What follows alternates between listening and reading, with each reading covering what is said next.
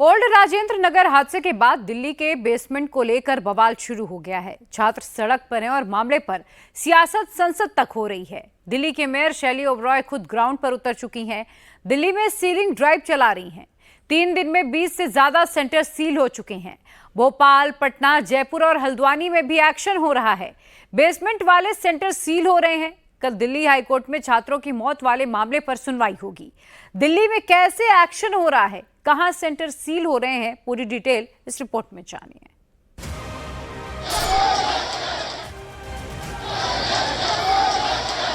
किसी भी coaching centre पर हम स्ट्रिक्ट एक्शन लेने वाले हैं। जितने भी ऐसे कोचिंग सेंटर्स हैं, किसी को भी बख्शा नहीं जाएगा और साथ ही अगर कोई अधिकारी इसमें दोषी पाया जाएगा तो उस पर भी कार्रवाई होगी। अपराधी हैं जो भी पाए जाते हैं उनको प्रॉपर सजा मिलनी चाहिए। जल्द से जल्द उसका खोज होना चाहिए किसने। दिल्ली में 3 छात्रों की मौत के बाद सिस्टम अब नींद से जाग चुका है। दिल्ली में अब छापे ही छापे पड़ रहे हैं। बेसमेंट वाले कोचिंग सेंटर पर एक्शन भोपाल में भी हो रहा है, लेकिन छात्रों का गुस्सा कम होने की बजाय और बढ़ता जा रहा है। मुखर्जी नगर में छात्र धरने पर बैठे हुए हैं। छात्रों के एक्शन पर सियासी रिएक्शन भी आ रहे हैं, लेकिन घटना की जिम्मेदारी अब तक तय नहीं हो पा रही है। दिल्ली में राजेंद्र नगर और मुखर्जी नगर के बाद अब प्रीत विहार में एक्शन हुआ। दिल्ली की मेयर शैली ओबरॉय अपनी पूरी टीम के साथ प्रीत विहार की उस बिल्डिंग पर पहुंची जहां एक ही बिल्डिंग में 4 अलग अलग कोचिंग सेंटर चल रहे थे। इसमें 2 centre the mentor language institute और संस्कृति एकेडमी की क्लासेस बेसमेंट में होती थी। छापा पड़ा तो इंस्टीट्यूट के पेपर चेक हुए और संस्कृति एकेडमी के पेपर वर्क में गड़बड़ी मिली तो इंस्टीट्यूट को सील कर दिया गया।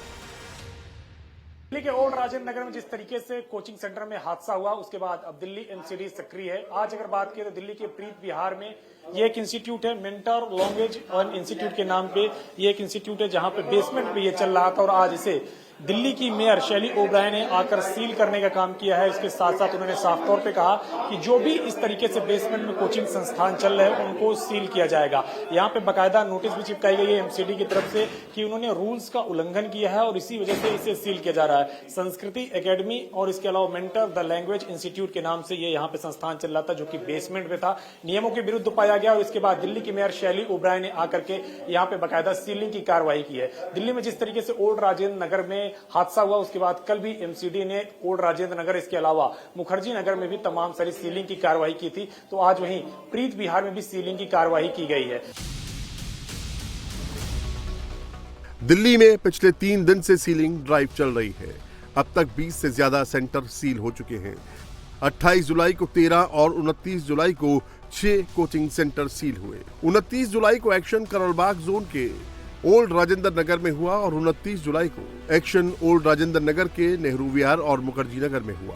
30 जुलाई को प्रीत विहार में संस्कृति एकेडमी को सील किया गया। इसके अलावा साउथ जोन के 60 लाइब्रेरी और 8 इंस्टीट्यूट को एमसीडी ने नोटिस भी भेजा है। इसके अलावा सभी जोन में बेसमेंट में नियमों का उल्लंघन करने वाले कोचिंग सेंटर और अन्य प्रॉपर्टीज की पहचान के लिए सर्वे किया जा रहा है। मेयर शैली ओबरॉय ने मामले पर एमसीडी अफसरों के साथ इमरजेंसी बैठक बुलाई। बैठक में एमसीडी आयुक्त, पीडब्ल्यूडी के वरिष्ठ अधिकारी और दिल्ली जल बोर्ड के वरिष्ठ अधिकारियों ने हिस्सा लिया। बैठक में अवैध कोचिंग सेंटरों के खिलाफ स्ट्रिक्ट एक्शन की बात कही गई। हम संस्कृति एकेडमी के बाहर खड़े हैं। हमने देखा कि बेसमेंट में कोचिंग सेंटर चल रहा है जो कि इलीगल है। इनके कोई भी जो नियम है एमसीडी के उनका उल्लंघन किया हुआ है। और जैसे बेसमेंट में जब कोचिंग सेंटर चलता है तो 2 तरफ से एंट्री एग्जिट होती है और आप देख सकते हैं दिल्ली में, पूरी दिल्ली में बहुत सारे कोचिंग सेंटर्स ऐसे हैं जो एक भी नियमों का पालन नहीं कर रहे। तो ऐसे कोचिंग सेंटर्स पर एमसीडी एक्शन मोड पे आ चुकी है। हम उन सबको सील करने जा रहे हैं क्योंकि जिस प्रकार से ये दुर्भाग्यपूर्ण बच्चों की डेथ हुई है, हमें उसका बहुत ही अफसोस है और आने वाले समय में अभी पूरी दिल्ली में और एक्शन होगा। केंद्र सरकार ने हादसे की जांच के लिए एक कमेटी बनाई है, लेकिन छात्रों का गुस्सा कम नहीं हो रहा है। मुखर्जी नगर में छात्र सख्त एक्शन और घटना की जिम्मेदारी तय करने की मांग कर रहे हैं। दूसरी तरफ ओल्ड राजेंद्र नगर में छात्र क्लीनिंग ड्राइव चला रहे हैं। छात्रों का आरोप है कि एमसीडी अपना काम नहीं करती, इसीलिए मजबूरन छात्रों को साफ सफाई करनी पड़ रही है। सवाल ये है कि आखिरकार छात्र इतने गुस्से में क्यों हैं? एक्शन के बाद भी सिस्टम से छात्रों की नाराजगी खत्म क्यों नहीं हो रही है? बेसमेंट को लेकर आखिरकार इतना बवाल क्यों मचा है?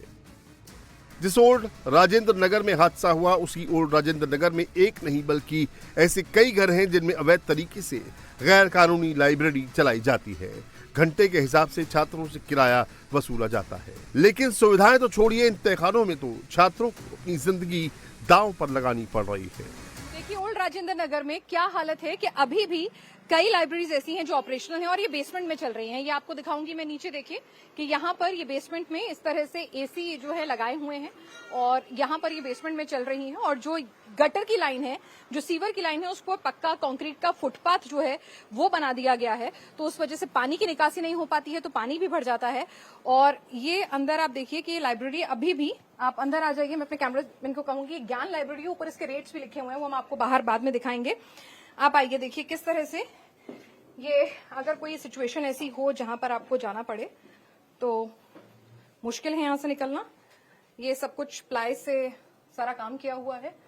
यहाँ पर आप देखेंगे ये रूम्स हैं या फिर क्या है, इनको लॉक कर दिया गया है। यहाँ पर ये पूरी तरह से ये लॉक्ड है पूरे। यहाँ पर अपना लैपटॉप या आईपैड है, तो इतनी छोटी सी जगह में आप बैठ सकते हैं। मेरे ख्याल से ये जगह मुश्किल से 1.5 फुट होगी, इतना स्टडी के लिए इतनी जगह होगी। 4 बच्चे इतनी छोटी सी जगह में। ऐसा इसका एग्जिट है जिससे आपको यहाँ पर निकलना है, और ये टेम्पररी सीढ़ियां हैं, तो किसी भी आपदा की स्थिति में आपके पास ये लगभग 60-70 बच्चों की लाइब्रेरी से निकलने के लिए बस एक टेम्परेरी लोहे की सीढ़ियां हैं जिसको आपको क्रॉस करके यहाँ पर जाना होगा। तो एक और इलीगल लाइब्रेरी हमने आपको दिखाई है जिसे अब डिसमेंटल किया जाएगा आनन फानन में, कि यहाँ पर उनके ऊपर किसी भी तरह की कार्रवाई जो है उससे वो बच सकें, ये बेसमेंट उनका सील होने से बच सकें। अब फिर से वो एक बार दिखा सकें कि भाई यहाँ पर हम लाइब्रेरी नहीं चला रहे थे, रातों रात इसको डिसमेंटल करा रहे हैं।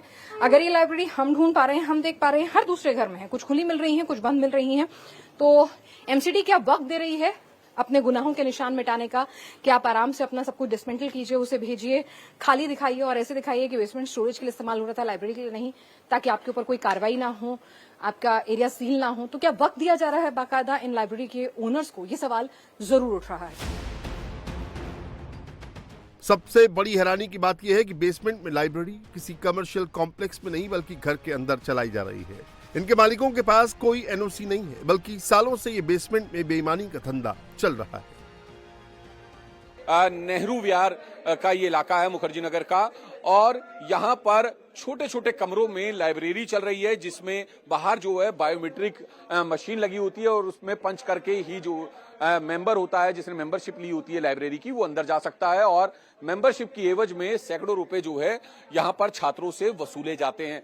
ये देखिए, क्या नाम है आपका?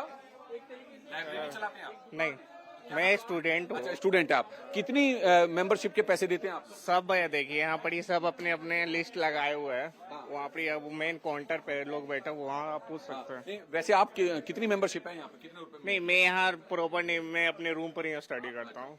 चलिए, तो आपको जो हम तस्वीरें दिखाएं, तो तस्वीरें आप देखिए कि पहले तो लाइब्रेरी की आपको तस्वीरें दिखा देते हैं कि अगर आप लाइब्रेरी की मेंबरशिप लेंगे तो इस तरह के जो छोटी छोटी बायोमेट्रिक मशीनें लगी हुई हैं, और उसके बाद आप ये देखिए यहाँ पर आप देखिए कि खड़े होने की भी जो है प्रॉपर जगह नहीं है। ये छोटे छोटे जो है कैबिन रखे हुए हैं और 2-2 हजार रुपए जो है छात्रों से महज कुछ देर के लिए जो है वसूले जाते हैं। आप ये देखिए, आप देख रहे हैं कि कितने छोटे छोटे सिर्फ कैबिन बने हुए हैं। ये कैबिन दिए जाते हैं कि ताकि छात्र जो हैं यहाँ पर अपनी बुक्स रखकर, अपनी जो रेगुलर किताबें हैं वो रखकर सिर्फ पढ़ाई कर सके। आप लाइब्रेरी के संचालक हैं यहाँ पे? अच्छा, स्टूडेंट है। कितने पैसे लेते हैं ये लोग? अलग अलग दाम रहता है, अब 1500-1600 रहता है। अच्छा, 1500 से शुरू हो जाता है, यानी 1500 से 2000 रुपए के बीच में आप? इसी के बीच में रहता है। तो बिल्कुल आप देखिए कि ये जो है लाइब्रेरी यहाँ पर बनी हुई है, और ये एक लाइब्रेरी नहीं है, इस तरीके से हर दुकान में जो है लाइब्रेरी चल रही है। इतना ही नहीं, तैयारी करने वाले छात्रों से रूम रेंट के नाम पर मोटा किराया वसूला जाता है, लेकिन घर के नाम पर छात्रों को कैसे एक छोटी सी जगह मिलती है? तैयारी के लिए तारों के जाल के बीच रहना पड़ता है। ये इतना कंजेस्टेड एरिया है कि यहाँ पर जो है आप या तो पैदल आपको आना पड़ेगा या फिर अपने 2 व्हीलर पर। गाड़ी आप लेकर यहाँ पे पहुंच ही नहीं सकते। आप ये देखिए कितना जो है तारों का जंजाल यहाँ पर आपको दिखाई देगा। इसके बाद आपको ये देखिए पानी, देखिए यहाँ पर किस तरीके से जो है गंदगी जमा है और इस जो ये बारिश का जो पानी है इस तरह से जो है यहाँ पर नंगी तारें लटकी हुई हैं। बारिश दोबारा होगी तो पानी और भरेगा तो करंट भी आता है और अगर आग लग जाए तो दमकल वालों को अंदर तक पहुंचने में घंटों तक मशक्कत करनी पड़ती है। कुछ यहाँ पर लोग भी हैं। क्या नाम है आपका? समर्थ। स्टूडेंट हैं आप? हाँ। तो समर्थ, ये बताइए कि ऐसी ही व्यवस्था है पूरे इस इलाके में? हाँ, कितनी परेशानियां हैं, क्या समस्या है? परेशानियां तो आप ये देख सकते हैं, ये दिखा दीजिए आप। हाँ। ये सीवेज की तो यहाँ बहुत दिक्कत है। हाँ। और मतलब और रेंट सबसे ज्यादा महंगा होता जा रहा है। इन्फ्लेशन तो मतलब इतना छू रहा है यहाँ पे, मतलब कि जैसे लंदन। आपका कौन सा रूम है? ये दिखाएंगे हमें। ये देखिए कि ये इन्होंने एक रूम जो है लिया हुआ है। कई स्टूडेंट्स ने मिलकर लिया होगा ये? हाँ, दो लोग। हाँ, लेकिन इस रूम की कंडीशन थोड़ी सही है, मतलब अच्छा इसकी ठीक है। तो आपको मैं दिखाऊं तो ये देखिए इस तरह के जो है यहाँ पर छोटे छोटे कमरे होते हैं। उसी कमरे में जो है छात्र यहाँ पर पढ़ते भी हैं, खाना भी बनाते हैं, उसी कमरे में जो है सोते भी हैं, उसी कमरे में कपड़े तक धोते हैं। आप ये देखिए कि ये स्थिति जो है यहाँ पर है। हालांकि इनका कहना है, समर्थ आपका नाम, तो समर्थ का कहना है कि ये जो रूम की कंडीशन है ये दूसरों से अच्छी है। तो कई में क्या होता है कि ना मतलब ये दीवार भी नहीं रहती और उनके में ना मतलब बहुत जैसे वो है ना मतलब ये सब झड़ रहा होता है और बहुत ही छोटे हैं। ये तो थोड़ा न्यू कंस्ट्रक्शन है इसलिए थोड़ा बड़ा है, नहीं तो उनकी जो छत रहती है ना वो भी मतलब छोटी रहती है। कितना रेंट देते हैं आप इसका? 10.5 10,500 रुपए। हाँ, इस छोटे से कमरे और इसका वैसे रेंट हो चुका है आजकल 11 के प्लस, लेकिन हम लोग बहुत समय से रह रहे हैं, बहुत डिस्काउंट मिला हुआ है। हाँ, तो 500 रुपए वासी डिस्काउंट मिला हुआ है। यह हाल किसी एक इलाके का नहीं, ऐसा हाल पूरी दिल्ली के कोचिंग सेंटरों और उनके आसपास के इलाकों का है और यही वजह है कि छात्र गुस्से में हैं।